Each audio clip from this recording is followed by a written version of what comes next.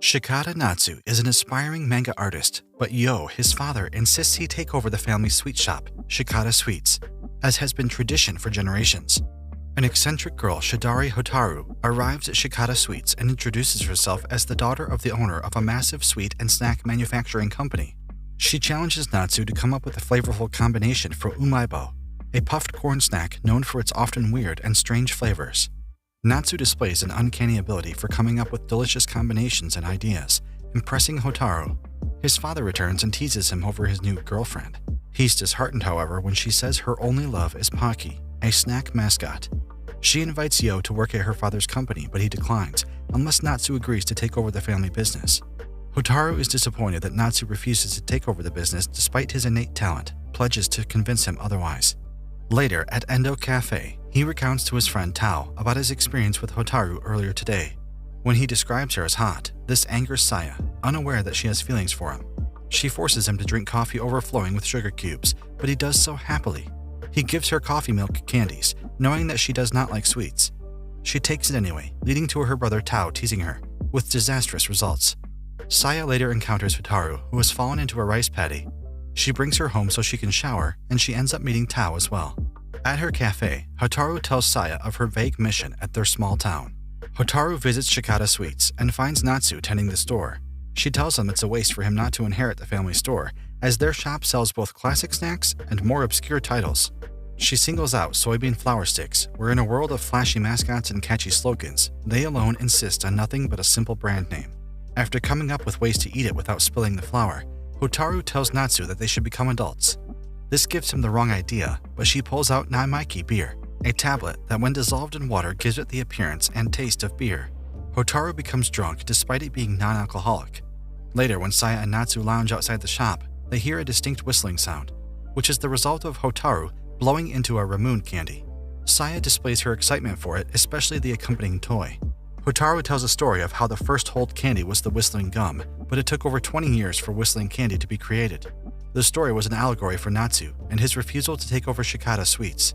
When Saya realizes that if Natsu does not take over the shop, she will not see him anymore, she supports Hotaru's cause. They later play Men Natsu, a card game wherein a player flips over another card by striking it with their own, keeping the card. Saya displays an unusual aptitude for the game, prompting Hotaru to show off her double card attack. When Saya manages to perform the feat of flipping 3 cards at once, Hotaru calls her master, while Natsu drops to his knees in awe. On a hot summer day, Hotaru bursts into the store and turns off the air conditioner to Natsu's chagrin. She brings out Butterman cup noodles and insists on eating it in the hottest environment possible. After Tao and Natsu witness the oddly erotic atmosphere brought about by the sweltering heat and sweat, Tao passes out. Hotaru is convinced to turn off the heater, but when the air conditioner fails to start, they decide to head to the pool. Tao and Natsu are excited to see the girls in their swimsuits, but run into Yo working as a lifeguard instead. He explains that their shop alone does not bring in enough money to keep it running. Saya soon appears, as does Hotaru, who attracts stares from the boys. They jump into the pool where Yo and Hotaru have cleverly planted Kuru Kuru Boo jelly. The two plan to have Natsu enjoy both the snacks and the pool. The sweet shop's financial situation was just a ruse to have him feel pity. However, they neglect to realize that eating at the pool is forbidden, and their plan is ruined. The next day, Hotaru enters the shop to find Tao tending it instead. She decides to wait there for Natsu and asks Tao about his favorite snack. When he declines to give any, he asks for hers instead, but her vague answer leads him to remark that sweets are all the same. Hotaru is taken aback, assuming he is merely testing her. He brings out Bantaname, a candy he is unaware has an edible wrapper. Natsu finally arrives, but Hotaru tells him to wait as she throws the Bantaname straight into Tao's mouth, and he is greeted by its refreshing flavor. While Hotaru and Tao set up the new air conditioner, he tells Hotaru to hang out with Saya at her cafe. She asks her regarding her relationship with Natsu, and frustrated that she has never seen Saya eat any sweets, she brings out candy sticks called 7 Neon. Saya is impressed by Hotaru's trivia knowledge of candy, and they spend their time chatting happily. Hotaru challenges Natsu to a blind taste test of fugashi, a snack made of wheat gluten and sugar.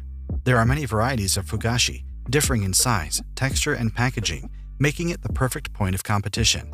Natsu agrees, not wanting to lose to anything candy-related. To his surprise, Hotaru not only manages to guess the candy brand, but also the kind of packaging as well. The two go head-to-head, with neither guessing incorrectly. With only a few fugashi left, Natsu brings out a massive fugashi, which Hotaru has trouble fitting into her mouth, and to his surprise, she guesses it correctly as Sakura Bo, a snack native to Shizuoka. A parched Hotaru goes out to buy milk, leaving behind a blindfolded and tied up Natsu. His dad arrives home first, who misunderstands the kind of activity he and Hotaru are doing. The next day, Tao scribbles on Natsu's sketches of Saya and Hotaru, giving them an even flatter and bigger chest, respectively. When he arrives home, he realizes that he left behind his notebook and fears that Saya will see it and kill him. Hotaru pulls out Glico caramels, said to give you the energy to run great distances. They each pop them as they sprint back towards the cafe, but on the last leg they grind to a halt, having run out of caramels. Hotaru tosses him her last piece, enabling him to carry on, but he arrives too late as Saya has already seen the drawings and his death sentence is carried out. Natsu finds his father and Hotaru consuming Bin Ramune, a powdered candy. Although he enjoys the candy and Hotaru's trivia regarding it, the fact remains that his father appears to be going through an addiction of the candy, especially since he was supposed to be selling it. Yo goes out to detox, accompanied by Hotaru. Natsu decides to sleep, but he awakens to hear his father recording a YouTube video of him reviewing snacks in hopes of getting extra revenue. Yo decides to perform a test recording of him reviewing Baby Star Ramen, dried instant noodles with flavoring. But Natsu points out he's missing a very important part of the review, including its history, details about their mascots, and the hidden meaning behind the star in the package, which is their goal of becoming the best snack for children. His passionate speech is uploaded onto YouTube, gaining traction among snack enthusiasts. The next day, Natsu and Tao lament their lack of funds. Hotaru gives them an idea of how to make an easy money by winning voucher prizes from Yada Men Snacks. On their first round, Natsu and Tao win 100 yen and 20 yen respectively, but Hotaru wins nothing. She opens several hundred more, but her luck remains poor. They then learn that she has never won a single prize from any snack in her life. In a last-ditch effort, she suggests they have a sour grape match, a candy wherein one of the 3 grape candies are extremely sour. She wagers Natsu's succession to the shop on the line, while she says she will do anything if she loses.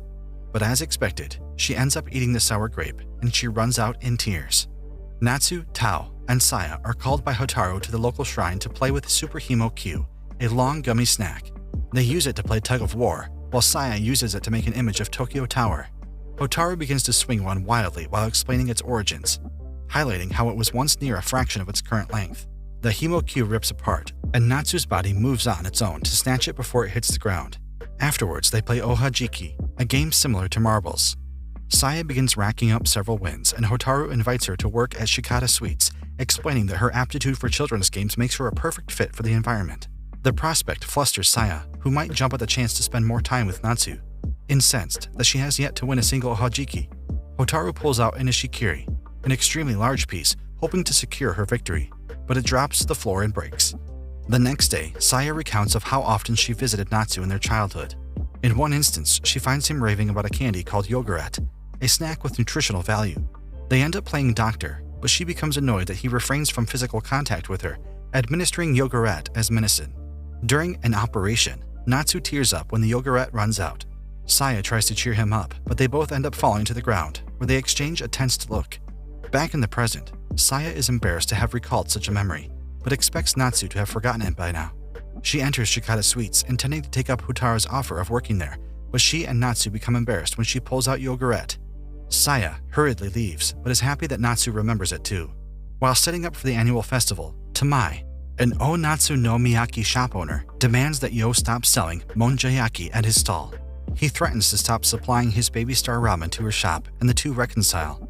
While reluctantly helping his father out at their monjayaki stall, Saya arrives, dressed in a yukata. When Yo sees her saddened that Natsu is too busy, he tells him to check out the other stalls as an excuse. Saya shows her thanks by bowing, while Tao, grateful for his help, offers to take over for Natsu. He compliments her yukata, and she is glad she went through the effort of wearing it. The pair go out and enjoy the festival, eating various foods and playing games. At the goldfish scooping stall, Natsu offers to get her a goldfish, claiming he has a secret technique to catch it. However, his scooper breaks every time, and Saya remembers when he tried the same thing in their childhood. The stall owner felt bad for him, so he gave him a goldfish as a consolation prize, the same goldfish that resides at the Endo Cafe to this day. In the end, Natsu receives another consolation goldfish, and he gives it to Saya, who happily accepts. They encounter Hotaru, who informs them that Tao has become a natural at cooking monjayaki, attracting a huge crowd. A typhoon hits the town, forcing Natsu, Hotaru, Saya, and Tao indoors. Tao begins telling a scary story involving a child and his grandfather, Moreover, Natsu focuses on the fact that the stories are unrealistic, and Hotaru explains that they are all made up by the candy's company. Saya calms down after Hotaru comforts her, but Yo suddenly arrives looking like a ghost, and Saya reverts to her meek disposition. Insisting that kendamas now have become popular, Tao buys two for himself and Natsu. However, the two have difficulty in performing any basic maneuvers. Saya arrives and, nostalgic over the kendamas, begins performing several complex tricks, surprising them. When she points out that they have several at home from the last time Tao thought they were popular, he runs off. Natsu finds him by a riverbank, and Tao explains that he had hoped kendamas would make him popular. To test their luck, he brings out Puchi Puchi fortune chocolates, which are uncannily accurate at predicting both their health and grades. For their last test, they both wish to peep at a girl's underclothes. At that moment, Hotaru calls out to them, and when Natsu says he will return to the shop soon, she leaves, and the two catch a small glimpse under her skirt. The two nod to themselves and remark how accurate the Puchi Puchi chocolates were. Saya meets Hotaru at the shop, who is currently suffering from a mouth ulcer. Although mortified it was likely caused by her over-snacking, she insists on eating watapachi, a candy that pops inside the mouth. The shock of the pain is overwhelming, and Saya feels her pain secondhand. Saya's eye catches a snack called chocolate droppings, which, as its name suggests, is designed in a way that the chocolates come out of an animal's container's rear end. When Saya tries to point out the rather indecent nature of the snack, Hotaru proceeds to pretend it's something fancy, but completely ignoring the fact that they're droppings. Saya ends up liking the chocolates, but is irked when Hotaru calls them eggs instead. Natsu arrives at the store to see Hotaru curiously eating rice. She goes on to explain that as someone from Osaka, her Kansai dialect often slips out, especially when seeing unexpected things, such as Sakura Dainatsuing, which is not usually found in her city. She begins eating it with rice and talks about how certain snacks can be eaten with rice. She leaves before saying she's not actually from Osaka, leaving him confused. She soon returns asking him if he likes boobs. He tries to give her a safe answer, but when she turns to leave, he declares his love for them. She throws him a boob ice cream, but as he tries to bite it open, it has already melted. The two begin arguing regarding its actual name, as he has called it a bomb ice cream all his life. She decides to try it for herself, but the ice cream explodes all over her face and clothes. They shake hands as Natsu comes to realize she calls it boob ice cream. Natsu finds it strange that Hotaru has not visited the Shikata Sweets shop in 2 days. He pays a visit to Saya to inquire to her whereabouts, and she suggests a trip to her house. When they arrive at her lavish mansion built specifically for her, they find her in a visibly sorry state. For some reason, she's adverse to looking at Natsu. She faints, and as they bring her into the room, they suspect she might have a fever. Natsu brings out a bag full of snacks from his shop in order to cheer her up, but she strangely wants nothing to do with the snacks. After several desperate attempts to get her to perk up, Saya asks her why she's holding back. She reveals that her mouth ulcer has gotten significantly worse as a result of her heavy snacking. Recently, she has been anticipating the latest flavor of Baby Star Ramen, and after using fortune chocolates, she finds out that she is cursed with bad luck all around, save for one, taking a trip.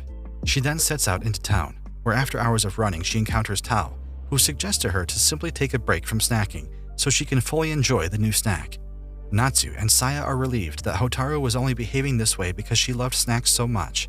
However, she suddenly undergoes withdrawal and tries to grab some snacks, but the two manage to restrain her in time for her next dose of medicine.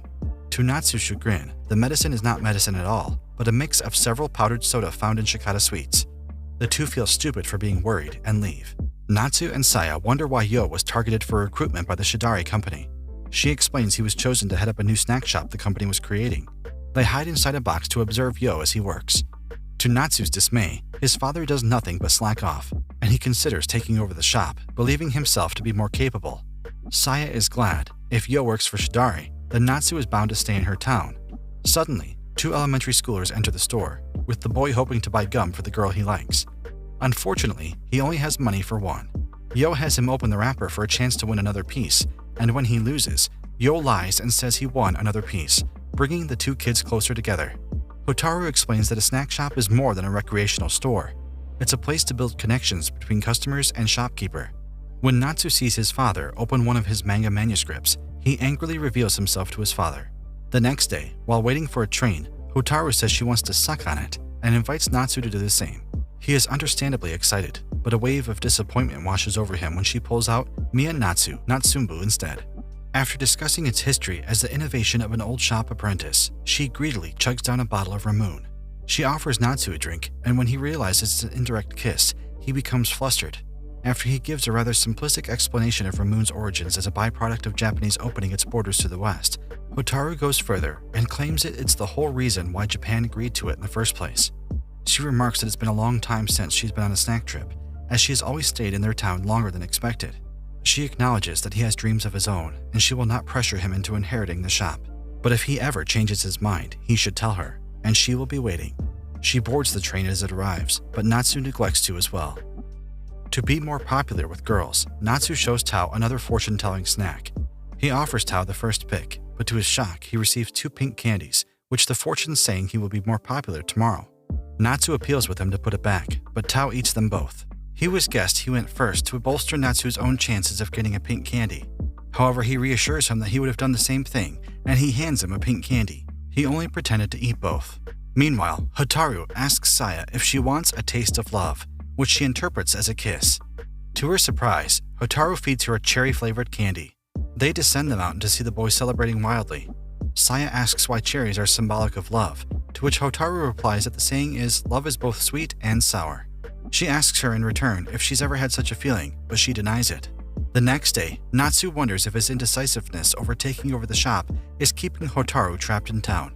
Suddenly, she enters the cafe, where she snacks on milk caramels.